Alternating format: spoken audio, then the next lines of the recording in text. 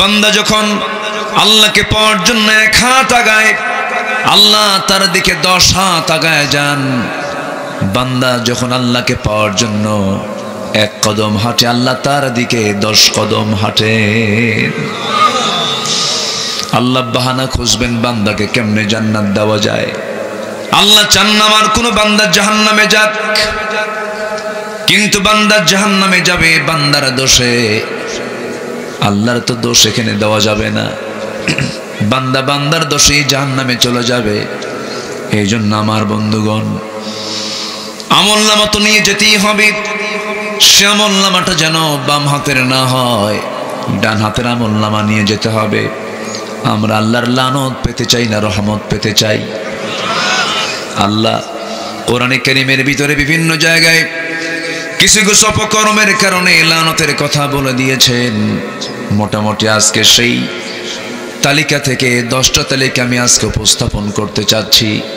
আল্লাহ তাআলা 10 শ্রেণীর অপকর্ম যারা করবে তাদেরকে লানত করেছেন। কয়টা অপকর্ম? 10টা অপকর্ম যারা করবে।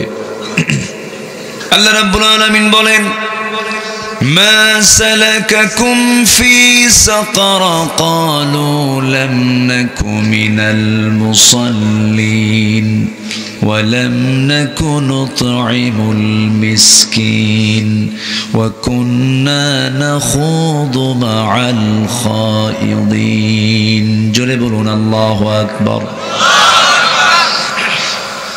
আরেক জায়গায় মহান রব্বুল আলামিন বলেন, فخلف من بعدهم خلف أضاعوا الصلاة واتبعوا الشهوات فسوف يلقون غيا। আল্লাহ রাব্বুল আলামিন ওই সমস্ত বান্দাগুলোকে শুধু জাহান্নাম দেবেন না, জাহান্নামের গর্তের মধ্যে ঢুকাবেন। গাই নামক একটা গর্ত আছে, সেই গর্তের মধ্যে ওই সমস্ত বান্দাগুলোকে আল্লাহ রাব্বুল আলামিন ঢুকাবেন যারা নামাজকে নষ্ট করেছে, নফসের তাবেদারি করে মন যা চাই সেইভাবে চলেছে। আল্লাহ তাদেরকে জাহান্নামের গর্তের মধ্যে ঢুকাবেন। জোরে বলি নাউযুবিল্লাহ। তাহলে এই দেশে সবচাইতে বড় অপরাধ যেটা আমরা দেখতে পাচ্ছি, মুসলমান কি পড়ে না? আসতে বলবেন না, কি পড়ে না?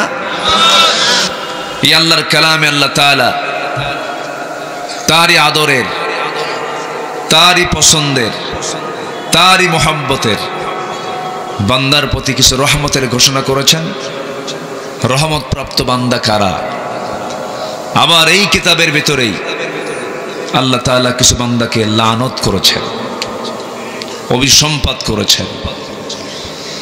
যারা অভিসম্পিত হবে, যারা লানত প্রাপ্ত হবে, তারা হলো পোড়া কপাল।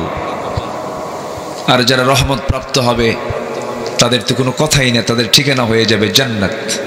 যেরকম সুবহানাল্লাহ। আমরা কি লানত পেতে চাই না রহমত পেতে চাই?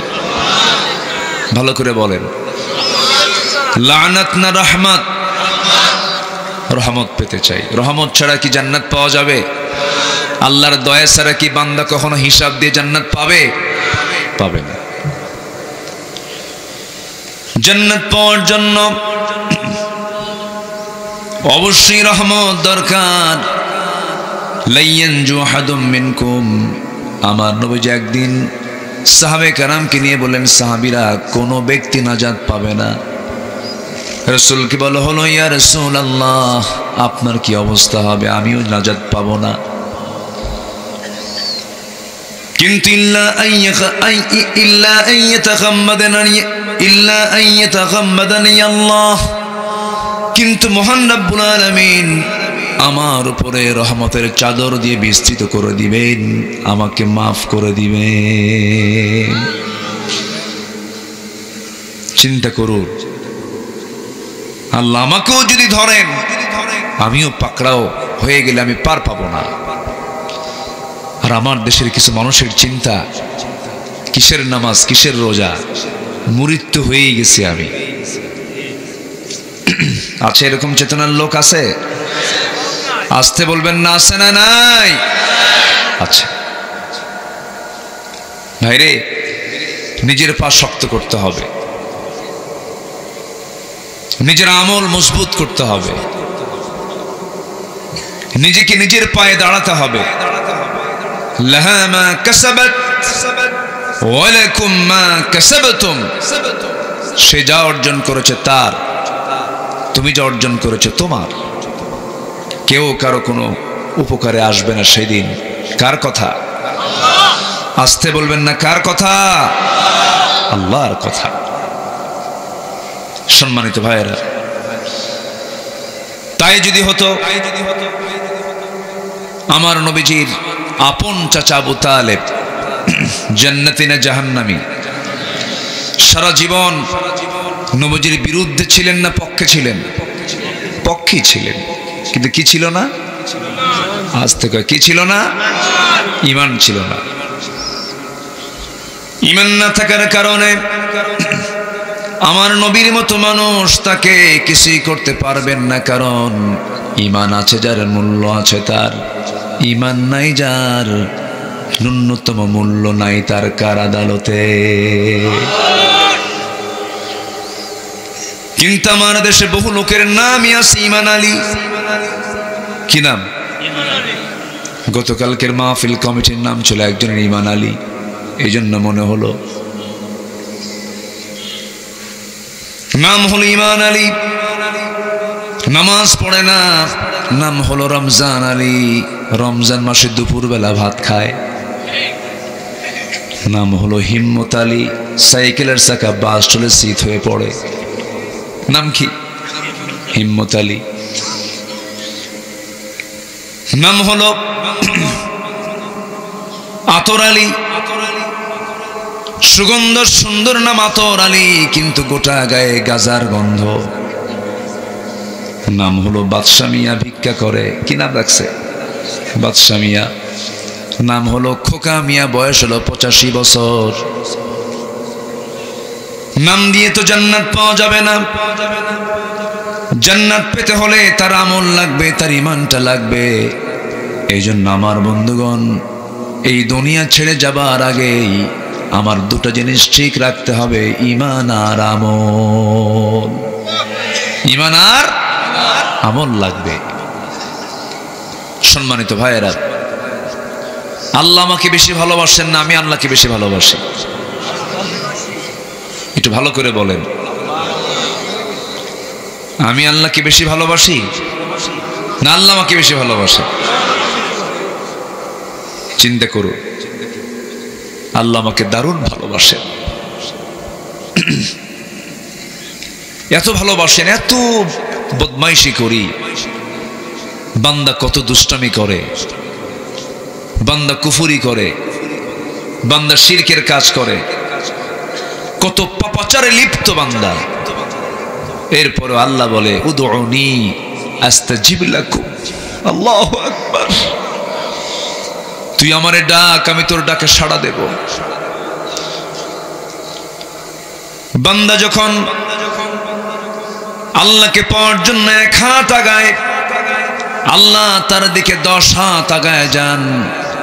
বান্দা যখন আল্লাহকে পাওয়ার জন্য 1 কদম হাঁটে, আল্লাহ তার দিকে 10 কদম হাঁটে। আল্লাহ বাহানা খুঁজবেন বান্দাকে কেমনে জান্নাত দেওয়া যায়। আল্লাহ চান না আমার কোনো বান্দা জাহান্নামে যাক, কিন্তু বান্দা জাহান্নামে যাবে বান্দার দোষে। আল্লাহর তো দোষ এখানে দেওয়া যাবে না। বান্দা বান্দার দোষেই জাহান্নামে চলে যাবে। এই জন্য আমার বন্ধুগণ, আমলনামা তো নিয়ে যেতেই হবে। সে আমলনামাটা যেন বাম হাতের না হয়, ডান হাতের আমলনামা নিয়ে যেতে হবে। আমরা আল্লাহর লানত পেতে চাই না রহমত পেতে চাই? আল্লাহ কোরআনে কারীমের ভিতরে বিভিন্ন জায়গায় কিছু কিছু অপকর্মের কারণে লানতের কথা বলে দিয়েছেন। মোটামুটি আজকে সেই তালিকা থেকে 10টা তালিকা আমি আজকে উপস্থাপন করতে চাচ্ছি। আল্লাহ তাআলা 10 শ্রেণীর অপকর্ম যারা করবে তাদেরকে লানত করেছেন। কয়টা অপকর্ম? 10টা অপকর্ম যারা করবে। নাম্বার 1 হলো জমিনে যারা বিপর্যয় সৃষ্টি করবে, জমিনে যারা ফাসাদ সৃষ্টি করবে তাদের উপর আল্লাহর লানত। আল্লাহ রাব্বুল আলামিন বলেন, ফাহাল আসাইতুম ইন তাওয়াল্লাইতুম আন তুফসিদু ফিল আরদ ওয়া তুকাত্তিউ আরহামাকুম উলাইকা আল্লাযীনা লা'আনাহুমুল্লাহ ফাআসাম্মাহুম ওয়া আ'মা আবসারহুম। সূরা মুহাম্মদ আয়াত নম্বর 22 এবং 23। এই জমিনে যারা ফিতনা সৃষ্টি করবে, ফাসাদ সৃষ্টি করবে, অন্যের ব্যাংক ডাকাতি করবে, শেয়ার বাজার কেলেঙ্কারি করবে, হলমার্ক কেলেঙ্কারি করবে, আকাম কুকাম করবে, অন্যের জমি দখল করবে, অন্যের বাড়ি দখল করবে, অন্যের পুকুর জোরপূর্বক দখল করে চাষাবাদ করবে, এই সমস্ত বান্দার উপরে আল্লাহর পক্ষ থেকে রহমত না লানত? রহমত না লানত? লানত। লানত কি পড়ে নাই? পড়ছে কি না?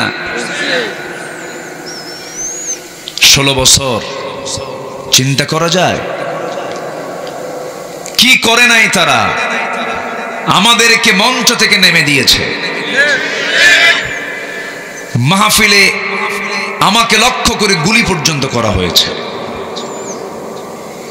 16 বছর আলেমদেরকে ধরে পিঠ মোড়া দিয়ে বেঁধে জেলের ভিতরে ঢুকানো হয়েছে। আল্লামা সাইদির মতো মানুষকে ধর্ষণের মামলা দেওয়া হয়েছে।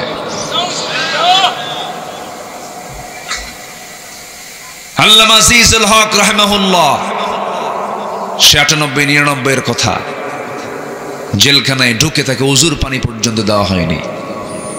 তার ছেলেকেও ধরে গরু চুরির মামলা দেওয়া হয়েছে।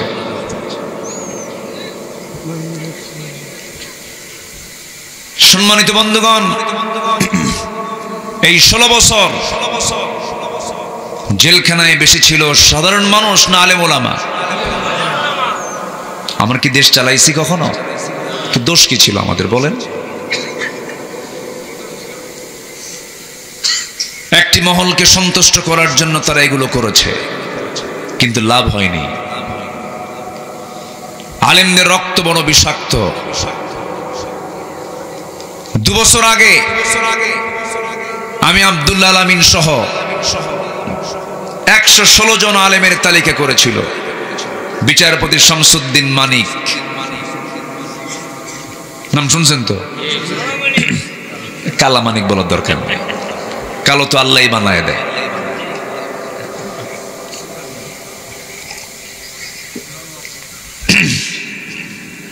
এই মানিক আমাদের নামে মামলা দিল, তালিকা করলো, এবং সে নিজেই বুক উঁচু করে বলে, আমি সাইদির ফাঁসির রায় দিয়েছি। হ্যাঁ, 2 বছর যায় নাই, আল্লাহর কি পড়ছে? লানাত। কি পড়ছে বলেন তো? কি বলেছে? এক দৌড়ে চলে গেছে সিলেট, ত্রিপুরা হয়ে দিল্লি চলে যাবে। সিলেটবাসী তাকে সুন্দর আপ্যায়ন করেছে, খুব মোহাব্বত আদর সোহাগ করছে। বিসি একটা আউট করছে, জানেন না আপনারা? জানেন না? হাজার হাজার কোটি টাকার মালিক হয়ে লাভটা কি হলো? বাঁচার জন্য মুখের দাড়িটা পর্যন্ত কাটলো। কি ঠিক কিনা? কাটলো। চিন্তা করুন, দাড়িটা যেটা বিশ্বনবীর সুন্নাহ, বিশ্বনবীর মোহাব্বতের যদি দাড়ি হতো, দাড়িতে খুর লাগতো না। দাড়ি কাটলো, মাথার চুলটা কালো বানালো, পাজামা খুলে লুঙ্গি পরলো, পাঞ্জাবি খুইলা গেঞ্জি পরলো, চললো নৌকায়। নৌকায় আইন মন্ত্রীকে ধরে ফেলেছে কোস্টগার্ড। স্যার চিনছি, উপায় নাই, আপনাকে না ধরে নিয়ে গেলে চাকরি থাকবে না। মানে ওদের তো কথা একটাই, যখন যে আসে। স্যার চলেন। আইনমন্ত্রী কয় আমি একা যাবো কেন? আমি কি একা আসছি? আমি তো জামাতের সাথে আসছি। কিসের সাথে? হ্যাঁ, আমি তো একা আসি না। ওটা কে? আইনমন্ত্রীকে ভালো করে দেখো, কে মাথার চুল কালো, মুখের দাড়িও নাই, লোকটাকে চেনা যায় না তো। আইনমন্ত্রীকে ভালো করে দেখো, ওটাই দরবেশ।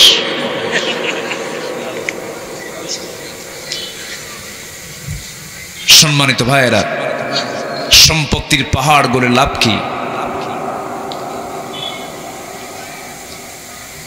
সম্মান ইজ্জত দেওয়ার মালিক কে?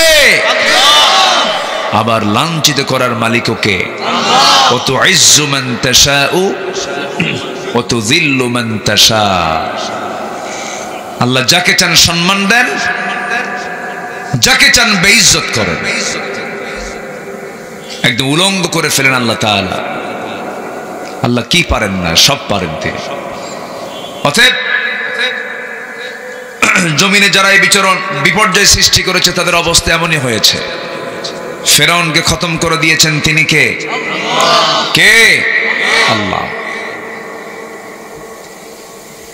আমার বন্ধুগণ, জমিনে যারা বিপর্যয় সৃষ্টি করবে আল্লাহ তাদের উপরে লানত করবেন, এটা আল্লাহর ওয়াদা। ধরে ফেলবেন।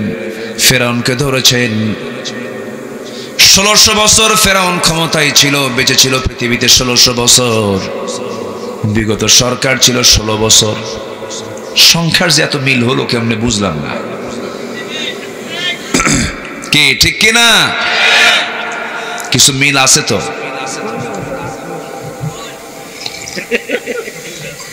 কিছু মিল আছে। রাগ করতেছেন নাকি আপনারা? রাগ করলেও কিছু করার নাই। আমার 2018 সালে চট করে বাড়ি ঘেরাও করে বলল, হুজুর চলেন, যেতে হবে। ধরে নিয়ে চলে গেল, কোনো কারণ নাই। ঢুকলাম জেলখানায়, কোনো দোষ নাই। ঢুকিয়ে দেখি এক মুরব্বীর বয়স 85 বছর, আমাকে দেখে এক লম্বা সালাম দিল। সালাম দিয়ে বলে, হুজুর আপনি জেলখানায়, খুব খুশি হলাম। বললাম, এটা কোনো কথা বললেন চাচা আপনি? আমার জেলখানায় ঢোকার কারণে আপনি খুশি হবেন কেন? কে বাবা, বহু দূর থেকে ওয়াজ শুনি, মুসাফাটাও করতে পারি না। তো এই লোকটা জেলখানায় ঢুকলে এত কাছাকাছি দেখা হবে, কথা হবে, পাশাপাশি শুয়ে থাকা হবে, কত ভালো। এই জন্য খুশি হয়েছি বাবা। সরল মানুষ তো। তো বললাম, চাচা আপনার নামে কি মামলা? বলে যে বিস্ফোরক, আমি নাকি বোমা মারছে আমার এই হাত দিয়া। 85 বছরের লোকের হাতের কি ফিটনেস আছে?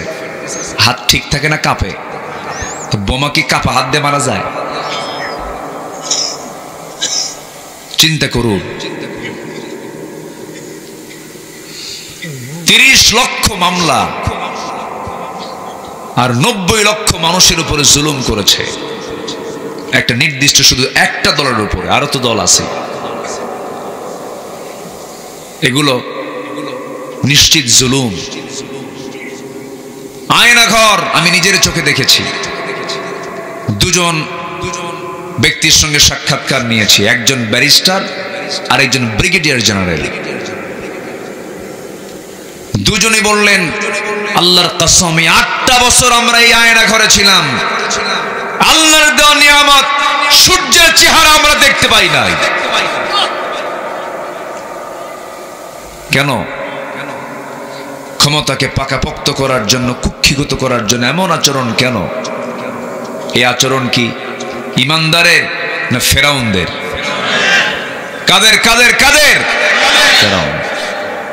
ফেরাউন কি করতে জানেন? জীবিত মা, পেটের মধ্যে বাচ্চা আছে, পেট চিরত। চিন্তা করেন, পেট চিরে সন্তান বের করে দেখতো ছেলে না মেয়ে। ছেলে সন্তান হলে পরে জীবন্ত পুঁতে সেখানে শেষ করত। কেন?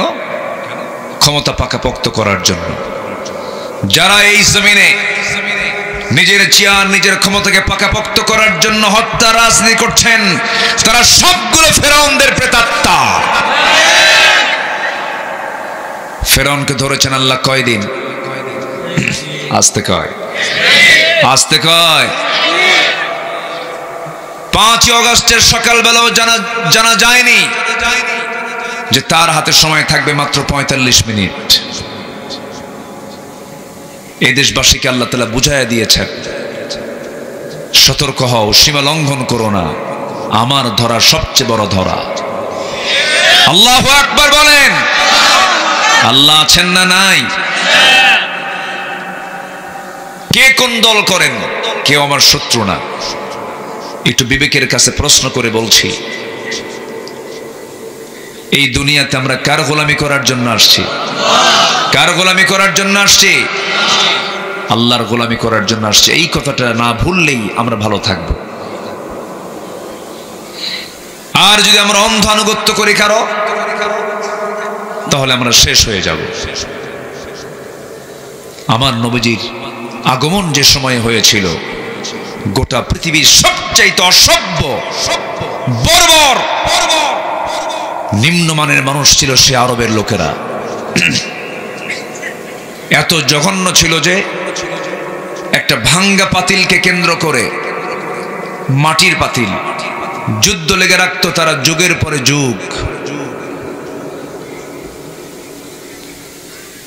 সামান্য বিষয়কে কেন্দ্র করে খুন কা বদলা খুন হয়ে যেত। সেই যুগে আমার নবীর আগমন হলো। সেই সমাজ থেকে বের হয়ে আসলো আবু বকর, ওমর, উসমান, আলীর মতো জগৎধন্য কি মডেল তারা ছিলেন। আল্লাহু আকবার বলবেন না? জোরে বলি আল্লাহু আকবার। এই যে তারা হীরকখণ্ড হয়ে বের হলেন, ওই সমাজ থেকেই এত আলোকিত একটা মানুষ বের হলেন। কিসের দ্বারা? আসতে বলবেন না, কিসের দ্বারা? আমি কি আলোচনা চালাবো? বসেন, একটু দুই একজন দেখি নড়াচড়া করে আবার। আলহামদুলিল্লাহ, খুব সুন্দর। গোটা রাত উনি শুনবেন। হুজুর বাসুক আর মরুক, আমি তো পারবো না। জি আলহামদুলিল্লাহ, দোয়া করেন। তাহলে আবু বকরের দাম বেড়েছে কি মানার কারণে? ওমরের দাম বেড়েছে কি মানার কারণে? উসমান রাদিয়াল্লাহু আনহুর দাম বেড়েছে কি মানার কারণে? সাইয়েদনা আলীর দাম বেড়েছে কি মানার কারণে? ওমরে ফারুক যখন ইসলাম কবুল করেন নাই, তখন রাসূলকে কি তিনি মুহাব্বত করতে গেছেন না মারতে গেছেন? বলেন। মারতে যাও ওমর, তিনি ব্যর্থ হলেন, পারলেন না। কিসের কাছে হেরে গেলেন? কোরআনের কাছে। আসুন, এটাকে আমরা একটু বোঝার চেষ্টা করি, মানার চেষ্টা করি। আল্লাহ কবুল করুন, জোরে বলে আমিন। কত পাশবিক লোক হলে পরে এমন আচরণ করতে পারে, নিজের মেয়ের সন্তানকে হত্যা করতো তারা। আমার নবীর সামনে এক সাহাবী এসে কান্দে। আমার নবীজি বললেন, এই সাহাবী তুমি কান্দো কেন, কি হয়েছে? ইসলাম কবুল করনি? তোমার কি কষ্ট হয় ইসলাম কবুলে? হুজুর, ইসলাম তো কবুল করেছি আমি, কিন্তু মনটা বড় ছটফট করছে। কেন? আমার মনে হয় সব গুনাহ মাফ হলেও একটা গুনাহ আমার মাফ হয়নি। কি করছো তুমি বলো? হুজুর, নিজের হাতে আমি আমার সন্তানকে হত্যা করেছি। আমার নবীজির চোখে পানি চলে আসছে।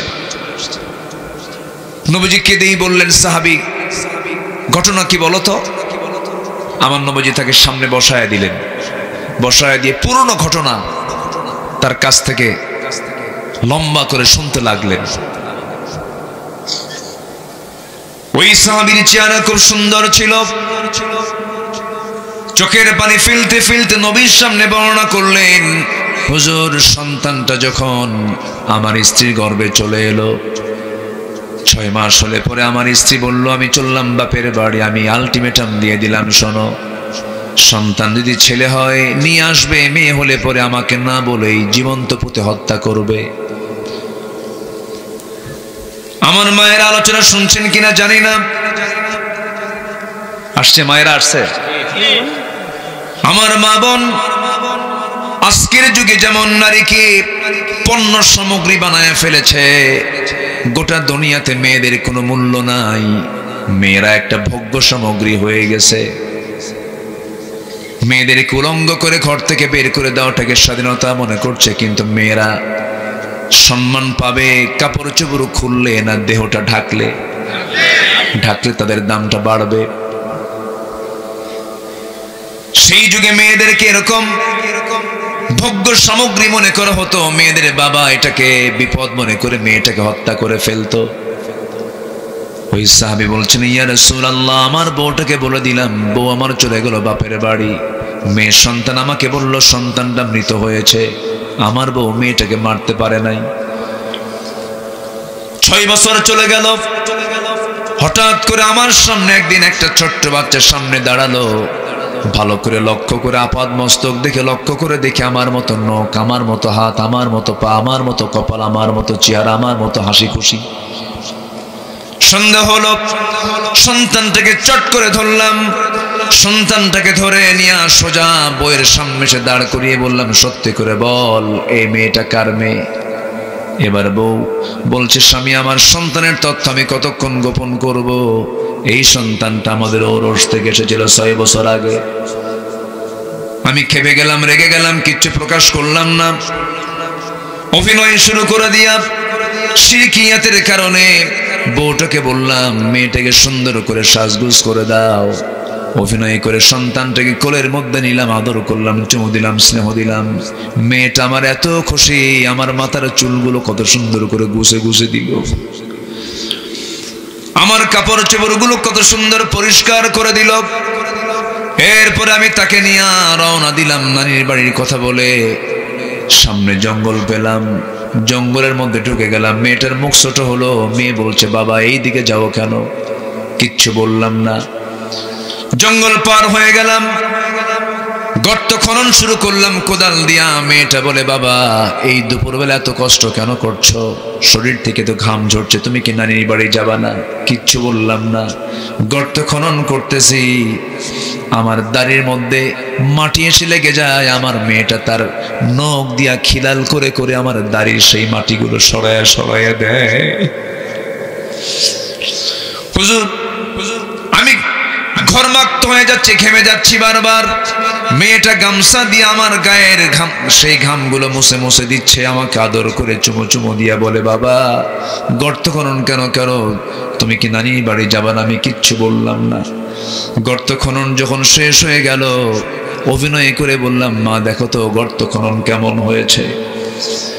আমার মেয়েটা সরল মনে বিশ্বাস করে, মেয়েটা ছোট্ট মেয়ে, আমার 6 বছর বয়স। হুজুর, আমার মেয়েটা যখন উকি মেরে গর্তের কাছে গিয়ে যখন উকি মেরে দেখতে লাগলো, আমি পিছন দিকে চলে আসলাম। পিছন থেকে এমন জোরে সজোরে ধাক্কা মারলাম, এক ধাক্কায় সন্তানটা গর্তের মধ্যে পড়ে গেল। উপর হয়ে পড়ার পর আবার চিত হয়ে দুটো হাত এক জায়গায় করে বলছে, বাবা বুঝতে পেরেছি মার কথাই সত্য। তুমি আমাকে আজকে মারার জন্য এই জায়গায় নিয়ে এসেছো। আমি জানি তুমি আজকে আমাকে মেরেই ফেলবে, বাঁচাবে না, কিন্তু বাবা একটু দয়া করে একটা বারের জন্য আমাকে প্রাণে বাঁচায়া দাও। এই চেহারা কোনোদিন তোমার সামনে আমি দেখাবো না, আমাকে ছেড়ে দাও। কিন্তু ব্যাপারটা হলো কি হুজুর, আমার শিরকিয়াতের কারণে আমার ভিতরে কোনো দরদ কাজ করলো না, সামাজিক কারণে দিলটা নরম হলো না। হাতের মধ্যে পাথর নিলাম, এত জোর আঘাত করলাম, এক আঘাতে ফিঙ্কি দিয়া বুকে রক্তগুলো ঝরতে লাগলো। মাটি চাপা দিয়া, বালু চাপা দিয়া নিজের হাতে নিজের মেয়েকে দুনিয়া থেকে বিদায় করে দিলাম। আমার নবীজি কথাগুলো শুনলেন। শোনার পর আমার নবীজি কান্না বিজড়িত কণ্ঠে বলে উঠলেন, ওরে আমার সাহাবীরে, এত বড় মানুষ পাষাণ হয় আমার জানা ছিল না। তবে একটা কথা জেনে রেখে দিও, ইসলাম তেমন একটা বিধানের নাম, নতুন করে যে দিন গ্রহণ করে তার আগের সমস্ত গুনাহগুলো সব আল্লাহ পাক মাফ করে দেন। আমার বন্ধুগণ, আমার ভাইরা, এই অসভ্য মানুষগুলোকে বর্বর মানুষগুলোকে, এত পাষাণ হৃদয়ের মানুষগুলোকে একটা সুতার কাঠিতে আবদ্ধ করেছেন, আল্লাহওয়ালা বানিয়ে দিয়েছেন। এত ভালো মানুষের রূপ নিল অন্য কোন জাদু মন্ত্র দিয়ে নয়, একমাত্র কিসের কারণে? সেই কোরআনই তো আছে এখন, কিন্তু মানার মানুষ নাই। যে নেতা আপনাকে নামাজের কথা বলে না, যে দল আপনাকে কোরআনের কথা বলে না, যে নেতা আপনাকে জাহান্নাম থেকে বাঁচার জন্য কোনো শিক্ষা দেয় না, ও যুবকরা, যে নেতা তোমার হাতে মদের বোতল তুলে দেয়, যে নেতা তোমার হাতে অস্ত্র তুলে দেয়, যে নেতা জেনার জন্য তোমার হাতে নারী তুলে দেয়, ওই সমস্ত নেতৃত্বের মুখে তোমরা জুতা মারো, থুতু মারো। রাজি আছেন কারা কারা? হাত উঁচু করে দেখান।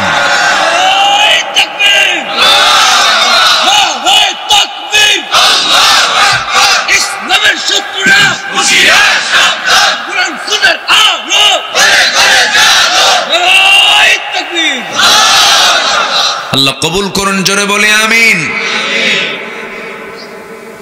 আমার তো বন্ধু সেই যে আমাকে জাহান্নাম থেকে বাঁচার জন্য দাওয়াত দেবে। আমার প্রকৃত দল তো সেই হতে হবে যে দলের নেতার দিকে তাকালে আমার নবীর কথা মনে হয়ে যাবে। আমরা কোন দিকে দৌড়াই? আমরা কোন দিকে যাচ্ছি? সম্মানিত ভাইয়েরা, নামাজ পড়তে রাজি আছেন তো? কয় ওয়াক্ত নামাজ? আসতে বলবেন না। কয় ওয়াক্ত নামাজ? একা না জামাতে? বুঝে না না বুঝে? জেনে না না জেনে? সময় না অসময়? ইন্নাস সালাতা কানাত আলাল মুমিনিনা কিতাবাম মাওকুতা। আস-সালাতু আলা ওয়াক্তিহা ওয়াল্লাযীনা হুম লিস-সালাতিহিম কি قد أفلح المؤمنون الذين في صلاتهم خاشعون। যারা নামাজের মধ্যে খুশু খুশু করে নামাজ পড়বে। والذين هم على صلواتهم يحافظون। নামাজ যারা যত সুন্দর হবে, ঈমান তার তত সুন্দর হবে। নামাজ নাই, নামাজ নাই, পরিবারে নামাজ পড়ে না, সন্তানের নামাজের খবর নাই। আমাদের জাহান্নাম থেকে বাঁচার দরকার আছে না নাই? আচ্ছা, নামাজ বুঝে পড়তে হবে। অনেকে নামাজ পড়ে বোঝে না কিছু। ওই লোকের মতো এক লোকের বাড়ি হলো মসজিদের সাথে, লোকটা হিন্দু। লোকটা কি? হিন্দু। তো প্রত্যেক দিন মসজিদের সামনে দিয়ে যায়, আর ইমামের একটা আওয়াজ তার কানে আসে, দাদা বাবু সামিআল্লাহু লিমান হামিদা। হিন্দু লোকটা চিন্তা করে প্রত্যেক দিন এই হুজুরের হলোটা কি? শুধু এক মহিলার নামে দোয়া করে, হামিদা হামিদা হামিদা। হামিদাটা কে? তার চিন্তা এটা। কয়েকদিন যাওয়ার পর ওর ঘরের সাথেই এক মুসলিম আছে যে নামাজও পড়ে, তাকে ডাক দিয়ে বলল, ভাই তোমাদের ইমাম সাহেবের হলোটা কি? কেন, কি হয়েছে? প্রত্যেক নামাজেই দেখি যাওয়ার সময় শুনি এক মহিলার নামে দোয়া করে, হামিদা হামিদা। মেয়েটা কার মেয়ে? মুসল্লি বলছে, ভাই আমি 5 ওয়াক্ত নামাজ 25 বছর প্রথম কাতারে বা জামাতে পড়ি, আজ পর্যন্ত আমিও ঠিক মতো জানি না আসলেই হামিদা মেয়েটা কার মেয়ে। কি বুঝতেছেন কি আপনারা? আজকে যদি প্রকৃত মুসল্লি যদি নামাজটা বুঝতো, অন্তত ওই মুসল্লির দ্বারা সুদের কারবার হতো না, ওই মুসল্লি বনের সম্পত্তি মেরে খেত না, ওই মুসল্লি বেনামাজি চোর বাটপাটদের নেতৃত্ব মানত না। কথা ক্লিয়ার? কথা কি বোঝা যায়? বনের সম্পত্তি দেয় না, আছে না? নামাজি আছে না? নামাজে কিছু আছে না? আছে। বনকে সম্পত্তি দিতে চায় না, তাল বাহানা করে। বাপ মারা গেছে 2 যুগ, 1.5 যুগ, 1 যুগ হলে মারা গেছে, কিন্তু বনকে সম্পত্তি না বুঝায় দিয়া মাঝে মাঝে তাল বাহানা করে। বোন এসে মাঝে মাঝে বলে, ভাই রে সম্পদ পাবো, দিয়ে দাও। এমন সম্পত্তি দেখায় দেয় যার কোনো দাম নাই। কি ঠিক কিনা? এই জায়গায় কোন এলাকার জমির দাম কম, কোন কোন সাইজের জমির দাম কম? নামার ক্ষেত, এই তো পানির ক্ষেত, নামার ক্ষেত। রাস্তার ধারের পৌরসভার জমির দামগুলো অনেক বেশি, সেইগুলো ভাইয়েরা দখল করে বলে ওই যে নামার খেতে যা, বলে দেয়, কথা বলে না, রাগ করে, বন্ধন ছিন্ন করে ফেলে। একই মার পেট থেকে এসেছে কিন্তু সম্পর্ক নাই সম্পত্তির কারণে। বোনকে সম্পদ বুঝায় না দিয়া আবার কিছু কিছু ভাই আছে দারুণ চালাক, বোনটাকে দাওয়াত দিয়ে বাড়িতে নিয়ে আসে, নিয়ে এসে কি করে, নাটোরের কাঁচাগোল্লা, বগুড়ার দই, টাঙ্গাইলের চমচম, কুমিল্লার রসমালাই, যশোরের খই, সব খাবারগুলো এক জায়গায় করে বোনকে দাওয়াত দিয়ে জনমের মতো খাওয়ায়। 2 ভরি স্বর্ণের পেটা চেন হাতের মধ্যে দিয়ে বলে, বোন আমি তোমাকে খুব মহব্বত করি, কিন্তু ওই 2 ভরি স্বর্ণের চেন কিনছে বোনের সম্পত্তির ধান বেচা। বোঝেন ভাই?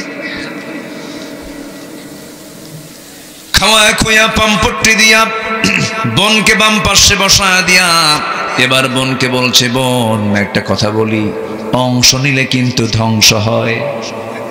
দেখছেন কি ফতুয়াটা দিল, মানে জাহান্নামে যাবে কেমনে তার রাস্তা ক্লিয়ার করতেছে। আছে এরকম আছে?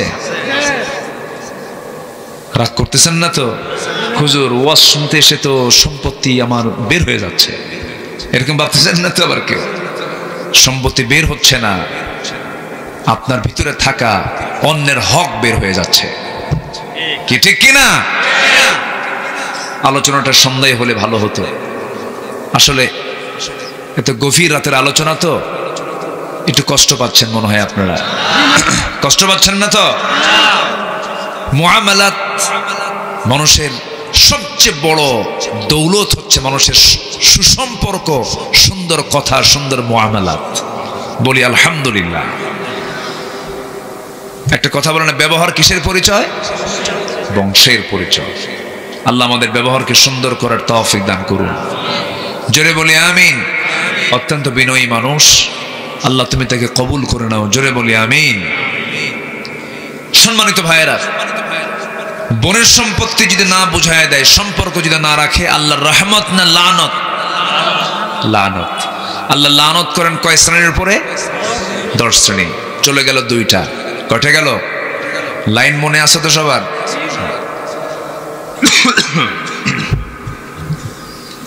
আমার বন্ধুগণ, যারা জমিনে বিপর্যয় সৃষ্টি করবে, নাম্বার 2 হলো আত্মীয়তার বন্ধন যারা ছিন্ন করবে, নাম্বার 3 হলো যারা সীমা লঙ্ঘন করবে, তাদের উপর আল্লাহ লানত। এই পৃথিবীতে যত জাতি আছে এর মধ্যে সবচেয়ে নিকৃষ্ট জাতির নাম হলো ইহুদি জাতি। রহমত না লানত? রহমত না লানত? ওদের কোনো বৈধ ভূমি আছে? বৈধ কোনো জায়গা আছে ওদের? বলেন তো। টাকা কম না বেশি? আস্তে কয়, টাকা কম না বেশি? অস্ত্র কম না বেশি? অ্যাটম বোম আছে না নাই? গোটা পৃথিবীর আধুনিক সমরাস্ত্র আছে না নাই? সবই আছে। মানুষ মাত্র 1 কোটি। 4000 বছর আগে ওদের জনসংখ্যা ছিল 40 লাখ ইহুদি। সাইয়েদনা মূসা আলাইহিস সালামের সময় ছিল ওদের জনসংখ্যা কত? 40 লক্ষ। আজকে 1 কোটিও হয় নাই। কেন হয় নাই জানেন? আচ্ছা, আমাদের দেশে কুকুর তার বাচ্চা বেশি দেয় না গাভী তার বাচ্চা বেশি দেয়? বলেন। কুকুর একসঙ্গে কয়টা? 8টা 10টা পর্যন্ত। আর গাভী 1টা দেয়। কিন্তু বলেন তো দেখা যায় কোনটা বেশি? গরুই তো বেশি দেখা যায়। এটা হালাল, এটা বরকত। আর কুকুর এতগুলো বাচ্চা দিল, টিকে না, থাকে না। ওই ইহুদিরা হলো ওই হাইওয়ানদের মতো, ঠিক কিনা? নিকটবর্তী সময় 1945 সালে সেকেন্ড ওয়ার্ল্ড ওয়ার যখন হলো, দ্বিতীয় বিশ্বযুদ্ধ, এডলফ হিটলার, জার্মানির তৎকালীন প্রেসিডেন্ট এডলফ হিটলার ইহুদিদেরকে গ্যাস চেম্বারে তুলে একদিনে 60 লক্ষ ইহুদিকে মেরে শেষ করে দিয়েছে। একদিনে। এরকম করে মাঝে মাঝে ঝড় আসে, থাকে না, কুলায় না। এরা এত বাঁকা জাতি, নবীকে মারতেও তারা দ্বিধা করেনি, অনেক নবীকে তারা হত্যা করেছে। আল্লাহ তাআলা এই জাতির উপরে সীমা লঙ্ঘন করার কারণে রহমত দিয়েছেন না লানত দিয়েছেন? লানত দিয়েছেন। এখান থেকে বোঝা গেল যে সীমা লঙ্ঘন করবে তার উপরে আল্লাহর কি পড়বে? লানত পড়বে। আল্লাহ রাব্বুল আলামিন বলেন, লুইনাল্লাযীনা কাফারু মিন বানি ইসরাঈল আলা লিসানি দাউদ ওয়া ঈসা ইবনে মারইয়াম যালিকা বিমা আসাউ ওয়া কানু ইয়াতাদুন। জোরে বলুন আল্লাহু আকবার। এই বনি ইসরাইলরা সীমা লঙ্ঘন করেছে, আল্লাহর লানত তাদের উপরে পড়েছে। সীমা লঙ্ঘন করা যাবে না। তিলকা হুদুদুল্লাহ, আল্লাহর সীমা তোমরা লঙ্ঘন করো। লা তা'তাদু, সীমা লঙ্ঘন করতে যেও না, ধরে ফেলবেন তিনি আমার কে? আল্লাহ ধরে ফেলবেন। বাপ মার সঙ্গে সুন্দর আচরণ করা হলো সন্তানের জন্য ফরজ। সন্তানের জন্য কি ফরজ? বেয়াদবি করলে, খারাপ আচরণ করলে, তাদের হক আদায় না করলে সীমা রক্ষা হলো না, সীমা লঙ্ঘন হলো। গজব পড়বে কার? আসতে বলো, গজব পড়বে কার? আল্লাহ। বাপ মাকে ভাত দেয় না এমন সন্তান তো কিশোরগঞ্জে নাই, আছে না? নাই। আচ্ছা, নাটোরে মাহফিল ছিল আমার, গত বছরের কথা। মাহফিলে বসলাম আমি, এরকম একটা সাদা কাগজে লেখা, কাপা কাপা লেখা, বয়স্ক একজন নারী, 72 বছর বয়স, লিখেছেন আমি 72 বয়স্ক একজন মহিলা, আমি সন্তানের মা। হুজুর আপনার কাছে আমার খাস দোয়ার জন্য আমি এটা লিখে পাঠালাম, আমার জন্য দোয়া করেন। আমার 3টা ছেলে, 2টা মেয়ে, 2টা মেয়েকে বিয়ে দিয়েছি, 3টা ছেলে আমার। এই 3টা ছেলে বিয়ে করেছে, তাদের বাচ্চা কাচ্চা হয়েছে, আমার নাতিপুতি আছে। আমার 3 সন্তান, আমি যে ঘরে থাকি তার চতুর্পাশে এই 3 সন্তান ঘর করে আছে, আমি মাঝখানে থাকি। 3জন 3টা পরিবার নিয়ে পৃথক থাকে, আমিও পৃথক থাকি। 3 পরিবারের রান্না আমার নাকে আসে, রান্নার ঘ্রাণটাও পাই, কিন্তু নিজের রান্না নিজে করে খাই। সন্তানদের খাবার আমার কিসমতে নাই। কথা বোঝা যায়? আমার বন্ধুগণ, সন্তান 3টা মার পাশেই তারা আছে। বউ খাবার পায়, সন্তানও খাবার পায়, কিন্তু মা খাবার পায় না। কিন্তু এই 3টা ছেলে সন্তান যখন ছোট ছিল, এই 3টা সন্তানকে খাওয়ায় দিয়েছেন তিনি আমার কে? আল্লাহ খাওয়াইছেন তো ঠিক আছে। ওই 3টা সন্তান যখন ছোট ছিল, কিন্তু সেই মা এক হাঁড়িতেই সন্তানকে খাওয়াইছেন। 3টা একটাকে একসঙ্গে খাওয়াইছেন। এক মা 3 সন্তানকে একসঙ্গে খাওয়াতে পারলেন, কিন্তু 3টা সন্তান মিলে এক মাকে একসঙ্গে খাওয়াতে পারে না। ঠিক কি না? বড় আফসোস এটা। আচ্ছা, একটা প্রশ্ন করি, মা বড় না বউ বড়? ভালো কইরা কোন, মা বড় না বউ বড়? মাহফিলে মা বড়, বাড়িতে বউ বড়। ও দেখেন জোরে কয় ঠিক? ওটাই ঠিক, তাই তো। হ্যাঁ, কি সুন্দর কথা আপনাদের। রাস্তাটা এত চিকন, গাড়ি ঢোকে না। তো কে যেন কয় সামনে সিফলা রাস্তা, সাফর না কে রে, এরকম করে টান দেয় না একটু? সিফলা রাস্তা। কি সুন্দর ভাষা আপনাদের। ভাষার সৌন্দর্য কে দিয়েছেন বলেন তো? আজ থেকে কে দিয়েছেন? কে দিয়েছেন? আল্লাহ দিয়েছেন। কত ভাষা, কত হাসা, কত আনন্দ ভাষার মধ্যে, লালিত্য কে দিয়েছেন? আল্লাহ দিয়েছেন। তাহলে মাকে আমাদের খাবার দেওয়ার দরকার আছে? আজ থেকে হয় সেবা করার দরকার আছে? সেবা যদি না করি রহমত না লানত, রহমত না লানত, লানত। আচ্ছা, আল্লাহ আমাকে যে সম্পদ দিয়েছেন, এই সম্পদ প্রথম খরচ করবো আমার কার জন্য বলেন তো? আমি যে উদ্দেশ্যে প্রশ্ন করছি সে জবাব পাইনি। আমার পরিবার আগে পাবে, আমার সন্তান আগে পাবে, আমার প্রতিবেশী পাবে, ভাই পাবে না মা বাপ পাবে? কে আগে সবার আগে পাবে বলেন? মা বাবা পাবে। বিশাল ব্যাপার। আল্লাহ রাব্বুল আলামিন বলেন, ইয়াসআলুনাকা মাযা ইউনফিকুন কুল মা আনফাকতুম মিন খায়রিন ফালিল ওয়ালিদাইনি ওয়াল আকরাবিন। জোরে বলুন আল্লাহু আকবার। হে রাসূল, আপনাকে প্রশ্ন করবে তারা যা কামাই করে তা থেকে কোথায় খরচ করবে? আল্লাহ রাব্বুল আলামিন প্রথমে মার কথা বলে দিলেন, বাবার কথা বলে দিলেন। সবার আগে খরচ করবে সে তার সম্পত্তি তার বাপ মার জন্য। জোরে কোন সুবহানাল্লাহ। তাহলে বেতন পেলে সর্বপ্রথম ওই বেতনের হকের মধ্যে আছে কার হক? মা বাবা। আহা, বোঝে না, সন্তানগুলো বোঝে না।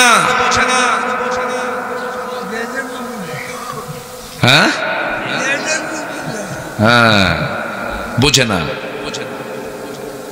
ও সন্তানরা যারা এখানে আছো, যাদের বাপ মা বেঁচে আছেন, সবার কাছে আমি আরজ রাখি, যদি কোনো ভুল হয়ে যায় বাপ মার পা ধরে মাফ চেয়ে নিবেন। বাপ মাকে বলবেন, মা যা ভুল করছি মাফ করে দাও, বাকি জীবনে তোমার যা খেদমত দরকার আমি করব। আল্লাহর 8টা জান্নাত আপনার জন্য খোলা হয়ে যাবে।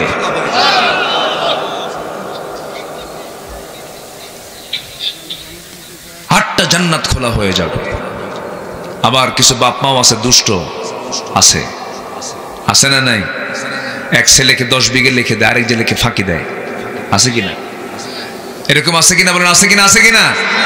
এক ছেলেকে দেয়, আরেক ছেলেকে দেয় না। এটাও ঠিক না, কিন্তু এর জন্য আপনি সন্তান ব্যবহার খারাপ করবেন তাও পারবেন না। বাবা যাবে বাবার কবরে, সন্তান যাবে সন্তানের কবরে। তোমার যে দায়িত্ব তুমি তা পালন করো। সম্মানিত ভাইয়েরা, এক সাহাবী বলেন, ইয়া রাসূলুল্লাহ, আমি তো মদিনায় আসছি, আমার মা মুশরিকা, আমার সঙ্গে সাক্ষাৎ করতে আসছে, আমি কি কথা বলবো? রাসূল বলেন, তুমি কি মানুষ না? তুমি কেন কথা বলবা না? তোমার উত্তম আচরণ দিয়ে তোমার মাকে তুমি বরণ করে নাও। তুমি মানবিক হতে হবে, তোমাকে মার খেদমত করো, যাও। আল্লাহু আকবার বলে। মা বাপ যদি চরিত্রহীন হয়, সন্তানের অধিকার নাই তার সঙ্গে খারাপ আচরণ করার। আল্লাহ তুমি বোঝার তৌফিক দাও। জোরে বলি আল্লাহুম্মা আমিন। নাম্বার 4 হলো, মহান আল্লাহর সত্য বাণীকে যারা আড়াল করবে, আল্লাহর কালামকে যারা গোপন করবে, তাদের উপর আল্লাহর লানত। আল্লাহ রাব্বুল আলামিন সুন্দর করে বলছেন, ইন্নাল্লাযীনা ইয়াকতুমুনা মা আনজালনা মিনাল বাইয়িনাতি ওয়াল হুদা মিন বা'দি মা বায়্যানাহু লিন-নাসি ফিল কিতাব উলাইকা ইয়ালআনুহুমুল্লাহু ওয়া ইয়ালআনুহুমুল লাঈনুন। জোরে বলুন আল্লাহু আকবার। আল্লাহ রাব্বুল আলামিন বলেন, আমার আয়াতকে যারা গোপন করবে তাদের উপর আমার লানত। আমার বন্ধুগণ, আয়াতকে গোপন করা মানে আল্লাহ তাআলা কোরআনের মধ্যে যা বলেছেন তা সমাজে বাস্তবায়ন করা। টেকনিক করে, বিভিন্ন কৌশল অবলম্বন করে আপনি কিছু কিছু আয়াতকে আপনি আড়াল করলেন। নামাজ পড়বেন আল্লাহর নিয়মে, সমাজ চালাবেন দুনিয়ার নিয়মে, এটা ঈমানদার কখনো করতে পারে না। এই জাতীয় চরিত্র যাদের মধ্যে লালন হবে তাদের উপরে আল্লাহর লানত। আল্লাহ রাব্বুল আলামিন নাম্বার 5 বলেছেন কাদের উপর আল্লাহর লানত। আল্লাহ বলছেন, বিনা কারণে মুমিনদেরকে যারা হত্যা করবে তাদের উপর আল্লাহর লানত। একটা মানুষকে যদি কেউ মেরে ফেলে তার উপর আল্লাহর রহমত থাকবে না, লানত পড়বে, লানত পড়বে। 10টা পয়েন্ট বলে আমি শেষ করে দেব, একটু বসুন। হত্যা এটা ছোটখাটো অপরাধ না বড় অপরাধ? আসতে পারে ছোটখাটো না বড়? আল্লাহ তাআলা বলছেন যে ব্যক্তি কাউকে হত্যা করবে তার পুরস্কার হলো জাহান্নাম। ফাজাযাউহু জাহান্নাম ওয়া মান ইয়াকতুল মুমিনান মুতাআম্মিদান ফাজাযাউহু জাহান্নাম। মারাত্মক কথা। আবার আরেক জায়গায় বলছেন একটা মানুষকে হত্যা করা মানে ফাকাতালান নাস জামিআ। একটা মানুষকে যদি কেউ হত্যা করে সেজন্য আল্লাহর দৃষ্টিতে গোটা পৃথিবীর মানুষকে হত্যা করবে। নাউজুবিল্লাহ বলেন। হত্যা কি আছে আমাদের সমাজে? কি হত্যা আছে না? আছে কিনা বলেন? আছে। রহমত না লানত? রহমত না লানত? লানত। আল্লাহর অভিসম্পাত তার উপরে পড়ে যাবে, সে রহমত প্রাপ্ত হবে না। মানুষ কতটা নির্মম হতে পারে! আইয়ামে জাহেলিয়াতের যুগে আমরা শুনেছি মানুষ খুন করেছে, কিন্তু এমন শুনে নাই যে মানুষ মেরে ফেলার পরে 49 টুকরা করছে। আমার দেশে এমন রেকর্ড আছে না নাই? আচ্ছা, আমরা শুনেছি আগে ধর্ষণ হয়েছে, মেয়েদের প্রতি জুলুম হয়েছে, কিন্তু এমন শুনি নাই যে 3.5 বছর 3 বছরের মেয়ে ধর্ষিতা হয়েছে। মরা লাশ ফ্রিজে রাখা হয়েছে অথবা কবরে রাখা হয়েছে, সেখান থেকে তুলে ধর্ষণ করা হয়েছে। এমন রেকর্ড আমার দেশে আছে না নাই? আছে। কোথায় ভালো আমরা?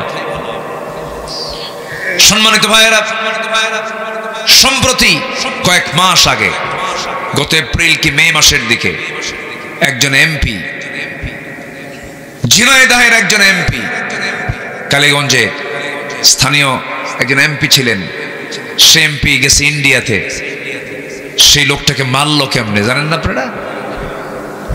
একটা মানুষকে মেরে টুকরো টুকরো করে, শরীর থেকে হাড় মাংস আলাদা করে, গোশতগুলোকে টুকরো টুকরো করে কমোডের ভিতরে, বাথরুমের কমোডের মধ্যে দিয়ে ফ্ল্যাশ করে করে লাশটাকে গুম করে ফেলেছে। মানুষ কতটা নির্মম আর পাশবিক হলে পরে আচরণটা করতে পারে। আল্লাহ বলছেন এই আচরণ যারা করবি তোরা রহমত পাবি না। আমি আল্লাহ আমার পক্ষ থেকে রহমত না লানত, লানত। আল্লাহ আমাদেরকে বোঝার তৌফিক দান করুন, জোরে বলি আমিন। নাম্বার 6 হলো, অনেক লম্বা লম্বা কথা ছিল কিন্তু রাত হয়েছে গভীর, আর পারছি না, একটু শর্ট করে আস্তে আস্তে আমরা মূল আলোচনার শেষের প্রান্তের দিকে আমরা চলে যাচ্ছি। নাম্বার 6 হলো যারা মুনাফিকি করবে তাদের উপর আল্লাহর লানত পড়বে। মুনাফিক তো কিশোরগঞ্জ জেলায় একটাও খুঁজে পাওয়া যাবে না, আছে না নাই? মুনাফিক কাকে বলে? মুনাফিক সেই যে মিথ্যা কথা বলে, যে ওয়াদা ভঙ্গ করে, যে বাজে কথা বলে, যে আমানতের খেয়ানত করে, তারাই হলো মুনাফিক। বলেছেন মুহাম্মদ সাল্লাল্লাহু, ইন্নাল মুনাফিকিনা লাকাযিবুন। যারা মুনাফিক হয় তারা মিথ্যুক হয়। তারা কি হয়? মিথ্যুক হয়। তাহলে এখন বলেন, সন্দেহ কি নিজকে নিয়ে লাগে না একটু? আমার বন্ধুগণ, মুনাফিক বড় ভয়ঙ্কর। মুনাফিকের আচরণ থেকে আল্লাহ পাক আমাদেরকে হেফাজত করুন। মিথ্যা কথা বলবো না, ওয়াদা ভঙ্গ করবো না, আমরা কখনো মুখ থেকে বেফাস কথা বলবো না, আজে বাজে কোনো কথা বলবো না। যে ব্যক্তি 2 চোয়ালের মাঝখানের যে বস্তু, যে অঙ্গটা জিহ্বা, 2 উরুর মাঝখানের যে অঙ্গটা গোপনাঙ্গ, এই 2টা জিনিসের হেফাজত যে করবে, রাসূল নিজে বলেছেন আদমান লাহুল জান্নাহ, আমি রাসূল তার জন্য বেহেশতের জামিন হয়ে যাব। জোরে বলে সুবহানাল্লাহ। নাম্বার 7 হলো কুফরি যারা করবে, কাফের অবস্থায় যাদের মৃত্যু হবে তাদের উপরে আল্লাহর লানত। নাম্বার 8 হলো আল্লাহ রাসূলের সঙ্গে যারা শত্রুতা করবে তাদের উপরে তাদের উপরে আল্লাহর লানত। নাম্বার 9 হলো অঙ্গীকার যারা ভঙ্গ করবে তাদের উপর আল্লাহর লানত। নাম্বার 10 হলো ওই সমস্ত বান্দার উপর আল্লাহর লানত যারা আল্লাহর সম্পর্কে মিথ্যা রচনা করে। আমার দেশের নাস্তিক ব্লগার আছে না নাই? আসতে বলবেন না, আছে না নাই? আল্লাহকে নিয়ে কথা বলে, রাসূলকে নিয়ে কথা বলে, আল্লাহকে গালি দেয়, রাসূলকে গালি দেয়, কোরআনকে নিয়ে বাজে কথা বলে, ইসলামকে নিয়ে বাজে কথা বলে। এই 16 বছরের তালিকাগুলো করেছে নাস্তিকের বাচ্চারা আমাদের, আর এখন আমাদের সময় হয়েছে ওদের তালিকা করার। এখন আমরা ওদের তালিকা করব। জাহাঙ্গীরনগর ইউনিভার্সিটি মনে আছে কিনা আপনাদের জানি না, একটা ছেলে 100 মেয়ের জীবন নষ্ট করে, ধর্ষণ করে, সাংবাদিকদেরকে ডাক দিয়া সাংবাদিক সম্মেলন করে ধর্ষণের সেঞ্চুরি করে মিষ্টি বিতরণ করেছে ক্যাম্পাসে। নাউজুবিল্লাহ বলবেন না? নাউজুবিল্লাহ বলবেন না? এদের পৃথিবীতে বেঁচে থাকার কি অধিকার থাকতে পারে? এই সমস্ত কুলাঙ্গারদের, নাস্তিকদেরকে প্রকাশ্যে ধরে ঝুলায়া মেরে ওদের রক্ত মাংস হাড় হাড্ডি কুত্তা বিলাই দিয়ে খাওয়ানো দরকার। রাজি আছেন কারা কারা? হাত উঁচু করে দেখান মুসলমান। কেউ তো স্লোগান দেন না।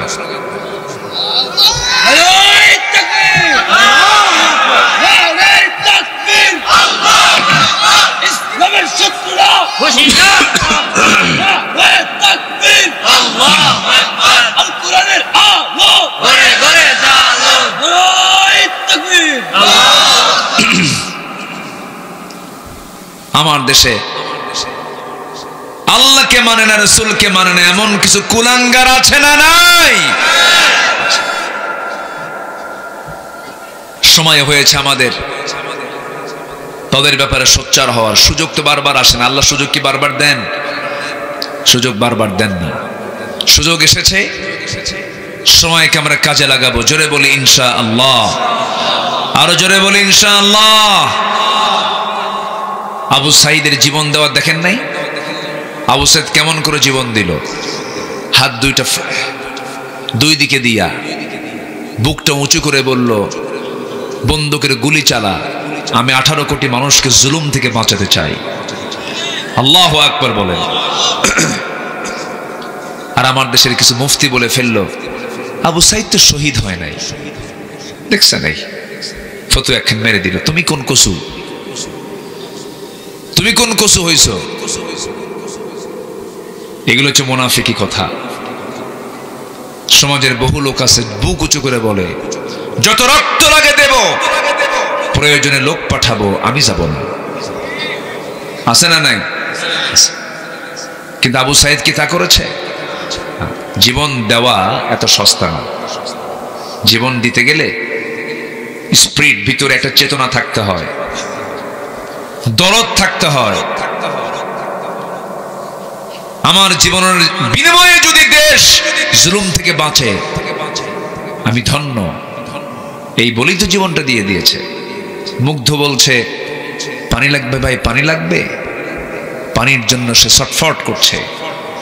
সেই মুগ্ধ চলে গেল, আবু সাঈদরা চলে গেছে। যুবকরা, এগুলো ভুলে গেলে চলবে না। ঘুরে দাঁড়াতে হবে, বাতিলদের মোকাবেলা করতে হবে। তোমার গ্রামকে তোমার সাজাতে হবে। তোমার গ্রামের মাতব্বরকে দাওয়াত দিয়ে বলবো, মাতব্বর চাচা, আপনি আমার গ্রামের মাতব্বর সম্মান করি, মোহাব্বত করি, আপনি গ্রামের মাতব্বরি করেন, নামাজটা পড়েন। নামাজ পড়বেন না, মাতব্বরিও চলবে না। কি ঠিক কিনা? যুবকরা, তোমরা এগুলো করো।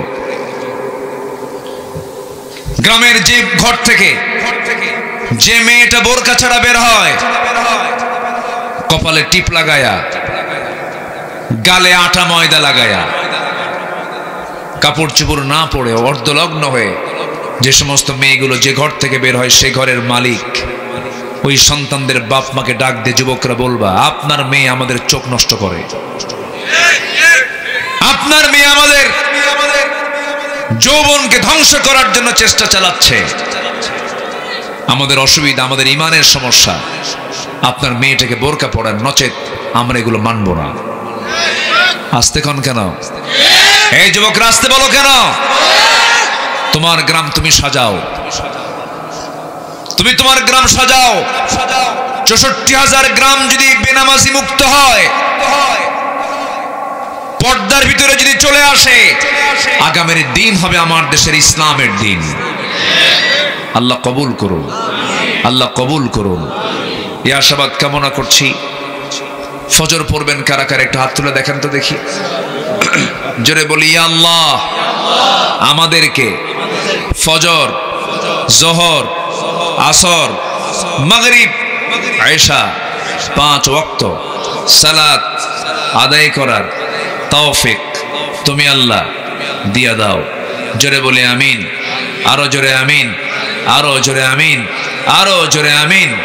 হাত নাড়া।